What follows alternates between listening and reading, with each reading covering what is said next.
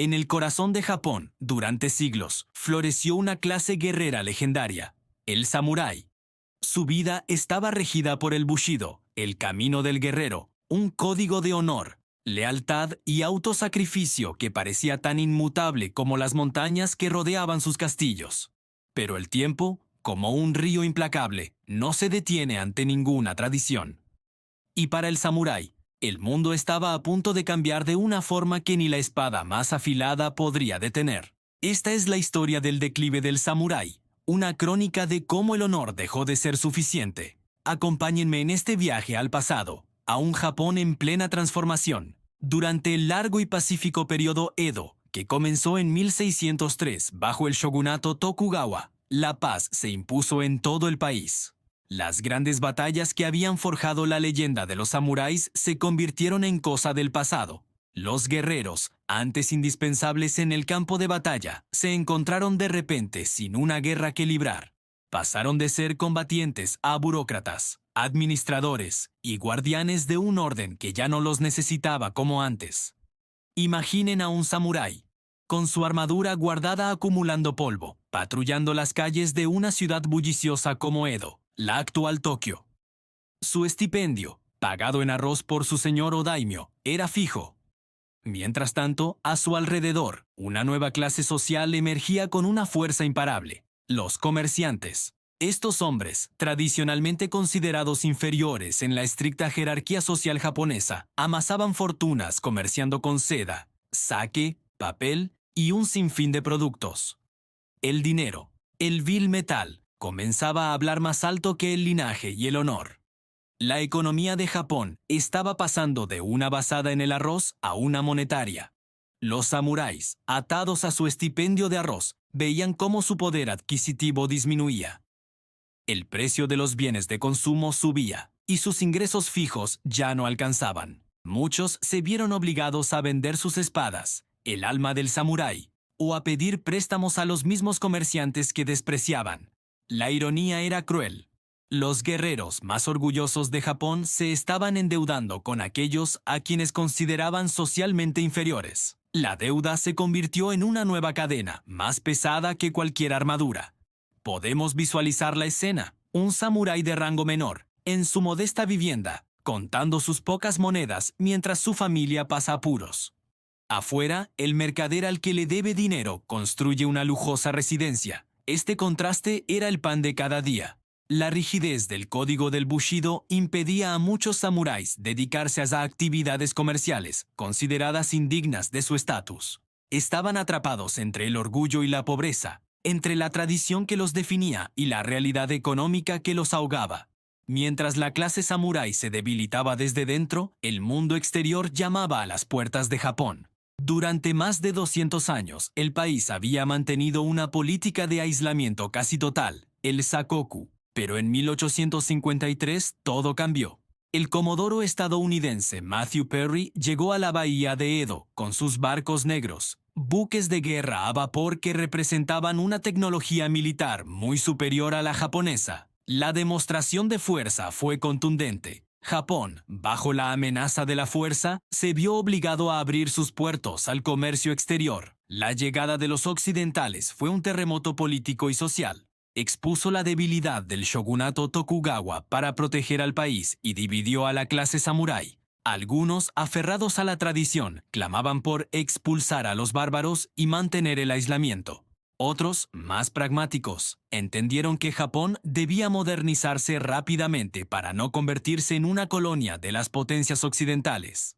Este conflicto interno desgarró a los samuráis. Hermanos de armas se encontraron en bandos opuestos, luchando no por un señor, sino por el futuro de la nación. La tensión culminó en la Guerra Boshin, un conflicto civil que enfrentó a las fuerzas leales al shogunato contra los partidarios del emperador Meiji.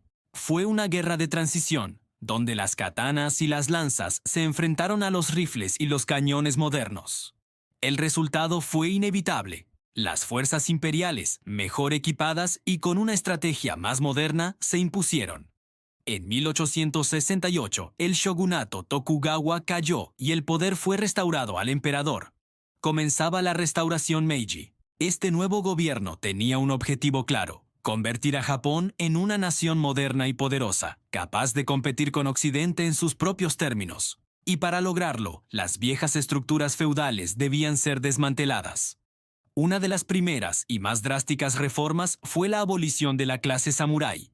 En una serie de edictos, el gobierno Meiji eliminó sus privilegios. Se les quitó el derecho a portar públicamente sus dos espadas, el daisho, el símbolo más visible de su estatus. Sus estipendios de arroz fueron convertidos en bonos del gobierno, cuyo valor se desplomó rápidamente.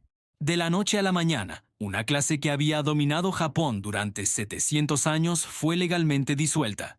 El samurái ya no existía como una casta privilegiada. Ahora eran simplemente shizoku, un término que indicaba su antiguo linaje, pero que no conllevaba ningún poder real. Se les animó a buscar profesiones como maestros, oficiales de policía o empresarios, pero la transición fue brutal para muchos. ¿Cómo podía un hombre, entrenado toda su vida para la guerra y el honor, convertirse de repente en un tendero o un contable? El descontento fue enorme. La pérdida de estatus, de ingresos y, sobre todo, de identidad llevó a varias rebeliones. La más famosa fue la rebelión de Satsuma en 1877, liderada por Saigo Takamori, a menudo llamado el último samurái. Saigo, una figura clave en la restauración Meiji, se sintió traicionado por las reformas radicales del nuevo gobierno. Lideró a un ejército de samuráis descontentos en un último y desesperado desafío contra el nuevo ejército imperial. Un ejército de reclutas campesinos entrenados con armas y tácticas occidentales. La batalla final en Shiroyama fue un símbolo trágico del fin de una era. Los pocos cientos de samuráis restantes, liderados por Saigo, se enfrentaron a 30.000 soldados del ejército imperial. Lucharon con una valentía legendaria, pero la superioridad numérica y tecnológica del gobierno era abrumadora. La rebelión fue aplastada y Saigo Takamori murió. Su muerte marcó el fin definitivo de la resistencia armada samurái. El antiguo orden había sido barrido por la marea de la modernidad. ¿Qué quedó entonces del samurái? Aunque la clase guerrera desapareció, su espíritu, el bushido, no se extinguió por completo. Sus valores de disciplina, lealtad, perseverancia y honor fueron reinterpretados y adaptados para servir a la nueva nación japonesa. Muchos ex-samuráis se convirtieron en líderes en la política, la industria, la educación y el ejército del Japón Meiji. Su ética de trabajo y su dedicación al deber fueron fundamentales para la asombrosa y rápida modernización del país. El espíritu del samurái se transformó, pasando del campo de batalla a la sala de juntas, del dojo a la fábrica. La lealtad al señor feudal se convirtió en lealtad a la empresa y a la nación. La disciplina del guerrero se aplicó a la producción industrial y a la excelencia académica. De alguna manera, el alma del samurái encontró una nueva forma de servir a Japón. Hoy, la imagen del samurái perdura en todo el mundo como un poderoso arquetipo de honor y valentía. Pero su historia real es mucho más compleja y agridulce. Es la historia de una élite que se aferró a un código de honor en un mundo que había cambiado sus reglas. Es un recordatorio de que ninguna tradición, por noble que sea, es inmune al paso del tiempo. La caída del samurái no fue solo el fin de una clase guerrera, sino el doloroso nacimiento de una nueva nación. Una nación que, para sobrevivir y prosperar, tuvo que dejar atrás a los mismos guerreros que la habían protegido durante siglos. El honor ya no era suficiente. Gracias por acompañarme en este recorrido por uno de los capítulos más fascinantes y trágicos de la historia de Japón. Si te ha gustado este video, no olvides darle a me gusta, compartirlo y suscribirte para más contenido histórico. Nos vemos en el próximo video.